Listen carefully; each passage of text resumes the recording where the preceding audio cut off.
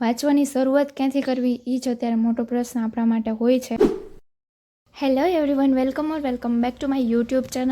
આજના બ્લોગમાં વાત કરવાની છે શરૂઆત આપણે જો અત્યારે કરતા હોય ગવર્મેન્ટ એક્ઝામની પ્રિપેરેશન કરવાની, તો શરૂઆત કઈ રીતે કરવી, વાંચવાની શરૂઆત ક્યાંથી કરવી એ જ અત્યારે મોટો પ્રશ્ન આપણા માટે હોય છે. આપણે ઘણા બધા વિડીયો જોઈ લીધા, પણ તોય આપણે સમજાતું નથી કે હવે મારે વાંચવાનું શરૂઆત ક્યાંથી કરવી, મારે કઈ બુક વસાવવી જોઈએ, અથવા તો મારે અત્યારે પહેલાં તો શરૂઆતમાં મારે કઈ બુક વાંચવી જોઈએ એના વિશે બહુ કન્ફ્યુઝન થતું હોય છે. મને છે તે સમયે બહુ કન્ફ્યુઝન થતું, હું ઢગલો એક વિડીયો જોઈ લેતી અને પછી તોય કન્ફ્યુઝન રહેતું જ, દૂર થતું જ નહીં કન્ફ્યુઝન. તો એના માટે હું એક સિમ્પલ આ વ્લોગ બનાવું છું.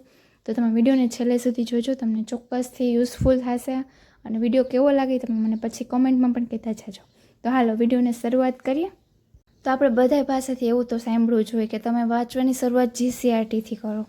તો જીસીઆરટીમાં પણ કઈ રીતે આપણે વાંચવું એ આપણે મોટું કન્ફ્યુઝન હોય કે પહેલી વાર વાંચતા હોય ત્યારે જ સરખી રીતે સમજવાની ટ્રાય કરવાની, સરખી રીતે યાદ રાખવાની ટ્રાય કરવાની. તો એ વસ્તુ હું તમને આજે મારો પોતાનો અનુભવ કહીશ. જે મને જો પહેલાં ખબર હોત ને, તમે જે વધારે ટાઈમ વેસ્ટ કર્યો એ ના થાત, તો તમારો ટાઈમ બહુ વધારે વેસ્ટ ના થાય એના માટે હું તમને આ સિમ્પલ વ્લોગ કહું છું અને સિમ્પલ વાત તમને હું બધી શેર કરીશ.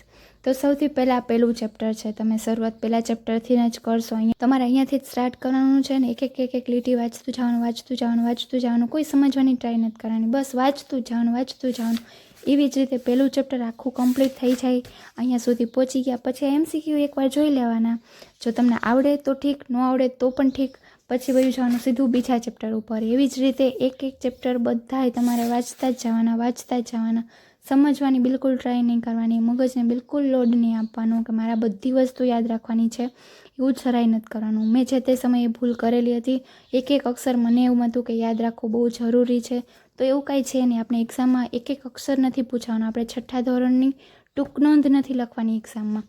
તો એના માટે આપણે છે ને જે મેઇન વસ્તુ છે એ ઓટોમેટિક આપણે વધારે વખત વાંચશું તો આપણે ઓટોમેટિક યાદ રહી જાય, અથવા તો આપણે પછી 2-4 વાર વાંચી લેશી, પછી આપણે નોટ્સ બનાવશી તો એમાં પણ આપણે યાદ રહી જાય. પણ એના માટે પહેલાં તો આપણે જરૂરી એ જ છે ને કે એકવાર આખી બુક આપણે ફિનિશ કરીએ. તો પહેલાં એક વાર આખી બુક રીડ કરી જ લેવાની.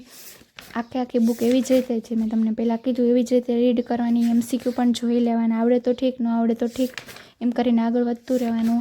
એવી રીતે આખો પોર્શન, જેમ કે આમાં આપણે વાત કરીએ સામાજિક વિજ્ઞાન ધોરણ 6 થી 10ની, તો એમાં 3 પોર્શન મોટે ભાગે હોય છે. એક છે ઇતિહાસવાળો પોર્શન, એક ભૂગોળવાળો હોય અને એક બંધારણવાળો હોય અને અમુક કલ્ચરવાળો પણ હોય. તો એમ 3 થી 4 પાર્ટ પાડી લેવાના. પછી આપણે જો સમજી લો કે અત્યારે આપણે ઇતિહાસ સ્ટાર્ટ કરીએ છીએ, તો ઇતિહાસમાં છે ને આ 8 ચેપ્ટર સમજી લ્યો છે, તો પહેલાં 8 ચેપ્ટર જ વાંચવાના.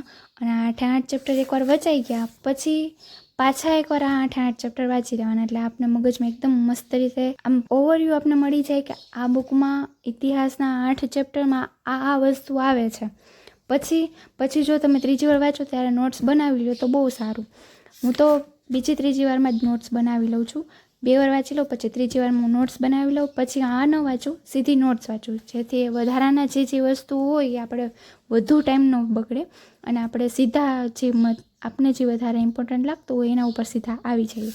તો આ વસ્તુ તમે પણ કરો. એવી રીતે ઇતિહાસવાળો પોર્શન કમ્પ્લીટ કરો. પછી ઇતિહાસ આખો કમ્પ્લીટ થાય પછી જ ભૂગોળ ઉપાડો. આ ભૂલ પણ મેં બહુ કરેલી છે કે હું ઇતિહાસ પણ કરું, હું ભૂગોળ પણ કરું, હું કલ્ચર પણ કરું, હું બંધારણ પણ કરું. એવી રીતે બધા સબ્જેક્ટ જો તમે એકારે કરતા જશો તો તમે પહેલી વાર વાંચો છો તો બહુ કન્ફ્યુઝ થઈ જાઓ કે આ હું ઘડીક ઇતિહાસ હાલે છે, ઘડીક રાજા મહારાજા ચાલે છે, ઘડીક થાય તો તમે પૃથ્વીના આવરણોમાં વયા જાઓ છો. તો એ વસ્તુ તમારા હારે ન થાય. એના માટે તમે અલગ પોર્શન કરો. ઇતિહાસનો પોર્શન અલગ રાખો, ભૂગોળનો અલગ રાખો. એવી રીતે કરશો ને તમે કન્ફ્યુઝ નહીં થાવ, તમારું માઇન્ડ ડાયવર્ટ પણ નહીં થાય, તમને એક વાંચવામાં એક જિજ્ઞાસા પણ રહેશે, એક રુચિ પણ ઉત્પન્ન થશે કે અચ્છા મેં તો કાલે ભૂગોળમાં આ વાંચ્યું હતું, હવે એના પછી શું થશે, એના પછીના ચેપ્ટરમાં શું અલગ હશે. તો એવી રીતે તમારામાં છે ને એક કહેવાય ને કે સમજવાની અને એક રુચિ જળવાઈ રહેશે. તો આ વસ્તુ તમે ધ્યાન રાખજો. જો મને એ પહેલાં ખબર હોય તો મારો ઘણો બધો સમય બચી જાત. જે વસ્તુ હું તમને અત્યારે શેર કરું છું એ વસ્તુ મેં ખુદ અનુભવેલી છે. એવી રીતે તમે ધોરણ 7 કરો, પછી ધોરણ 8 કરો, 9 કરો, 10 કરો. પહેલાં 2 ધોરણ કરશો એટલે કે ધોરણ 6 અને ધોરણ 7ની બુક તમે વાંચશો ત્યારે તમને બહુ કંટાળો આવશે. પહેલાં તો કાંઈ સમજાશે નહીં, કારણ કે ઘણા સમયથી આપણે ઇતિહાસ, ભૂગોળ, વારસા એ બધા સબ્જેક્ટથી દૂર રહી ગયા છીએ. એટલે આપણે કદાચ બહુ વધારે કંટાળો પણ આવશે ને આપણે એમ થશે આ ક્યાં ફસાઈ ગયા આપણે. પણ એક થોડોક ટાઈમ આપો એને. તમે એકવાર જો એ સમજી લેશો તો તમે એની દુનિયામાં વયા જશો, પછી તમને મજા આવશે, વાંધો નહીં આવે. તો બસ આ હતું જીકેવાળું નહીં, આ હતું GCRT વાળું. હવે હું તમને કહું કે તમે જ્યારે GCRT કમ્પ્લીટ કરી લીધી, એટલે કે ધોરણ 7 પૂરું કર્યું, 8 પૂરું કર્યું, 9, 10 બધા ચેપ્ટર પૂરા કરી નાખ્યા, નોટ્સ પણ બનાવી લીધી. નોટ્સ બનાવવાનું ભૂલતા નહીં, કારણ કે એક્ઝામના આગલા દિવસે તો તમને નોટ્સ જ કામ લાગશે. મેં આ ભૂલ કરેલી છે, મારી પાસે હજી નોટ્સ નથી. મારી પાસે 11-12ની નોટ્સ છે ઇતિહાસની, તો હું એનાથી કામ અત્યારે ચલાવી લઉં છું. પણ હું હમણાં પાછું સ્ટાર્ટ કરીશ વ્યવસ્થિત રીતે, તો હું પહેલાં છે ને એની નોટ્સ બનાવીશ, પછી આ નોટ્સ વાંચીશ. તો એ ભૂલ તમે ના કરતો, મેં એ ભૂલ કરેલી છે એટલે મને ખબર છે. પછી એ બધું પતે ને પછી તમારી પાસે છે ને એક સારી એવી જીકેની બુક હોવી જોઈએ. માર્કેટમાં ઘણી બધી સારી એવી બુકો છે, તેમાંથી કોઈ પણ તમે એક વસાવી લ્યો અને પછી એ વાંચવાનું ચાલુ કરો. જેવી રીતે તમે GCRT પૂરી કરી એવી રીતે તમારે આ બુક પણ એ જ સેમ વેમાં પૂરી કરવાની છે. અને આમાં હું તમને એક વસ્તુ કહું, આમાં પણ એવું જ કરવાનું, પહેલાં આખી બુકને છે ને એકવાર રીડ કરી લ્યો એટલે તમને ઓટોમેટિક ઓમાં જેમ અંદાજ આવી ગયો કે આ બુકમાં આ વસ્તુ છે, એવી રીતે આમાં પણ અંદાજ આવી જાય કે આ બુકમાં આ વસ્તુ છે. તો એ તમને વાંધો નહીં આવે, યાદ રાખવામાં સારું રહે. ઓલું કેવું થશે, એક ચેપ્ટરને તમે પકડી રાખશો ને કે પહેલાં હું ધારો કે અત્યારે મેં ચાલુ કર્યું ગુજરાત એક નજરે, આ આખો ટોપિક મેં પૂરો કર્યો, આમાં 8 પેજ છે, તો હું એવું વિચારું કે 8 પેજ મારે એકદમ કડકડાટ પહેલાં કરી લેવા છે, પછી જ હું આગળ વધીશ. એક શબ્દ આના યાદ રાખવા છે, પછી જ હું આગળ વધીશ. તો એ લાંબા ગાળે છે ને એ થોડુંક હેક્ટિક થઈ જાય અને તમે વધારે કંટાળી જશો.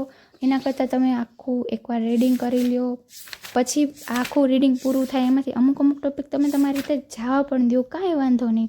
પહેલાં રીડિંગમાં તમને એમ થાય કે મારે જો આ ટોપિક નથી કરવો, જેમ કે કોમ્પ્યુટરવાળો ટોપિક છે તો એમાં નથી કરવો, મારે જ્યારે એક્ઝામ નજીક આવશે ત્યારે મારે ખાલી અમુક જે ફૂલ ફોર્મ ને એવી બધી વસ્તુ હશે ખાલી હું કરી લઈશ. તો એવા ટોપિકને તમે અત્યારે જાતા કરી શકો છો. તો એવી રીતે તમે તમારી રીતે થોડુંક એવું સમજી લો અને પછી અમુક ટોપિક જાતા કરીને જે વસ્તુ મેઇન છે એના ઉપર વધારે ફોકસ કરો. જેમ કે પંચાયતી રાજ છે, બંધારણ છે, આવા મેઇન ટોપિક છે એને વધારે કડકડાટ કરો.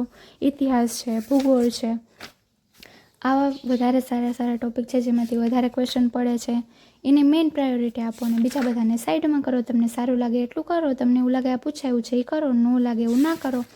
તો બસ આવી રીતે તમારે વાંચવાનું રહે, આવી રીતે તમે શરૂઆત કરો. એવી રીતે આ જીકેની બુક મારી પાસે 2 છે, મેં તમને હમણાં કહી દીધું. આ મેં થોડી ઘણી વાંચેલી હતી, પછી મેં આઈસના ક્લાસ કર્યા એટલે હું આમાં શિફ્ટ થઈ ગયા. આ મેં ઘણી બધી વાર બુક વાંચેલી છે, તોય મને આના એકડો એક અક્ષર નથી આવડતા. ઘણી બધી વાર મેં વાંચેલી છે આ બુક.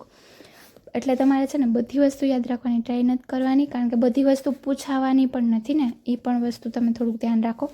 તો બસ આવી રીતે શરૂઆત કરો ને પછી તમારે છે ને કોઈ પણ સબ્જેક્ટની સ્પેશિયલ એક નાની એવી પતલી એવી બુક, જો આનાથી જાડી બુક ના લેવાય.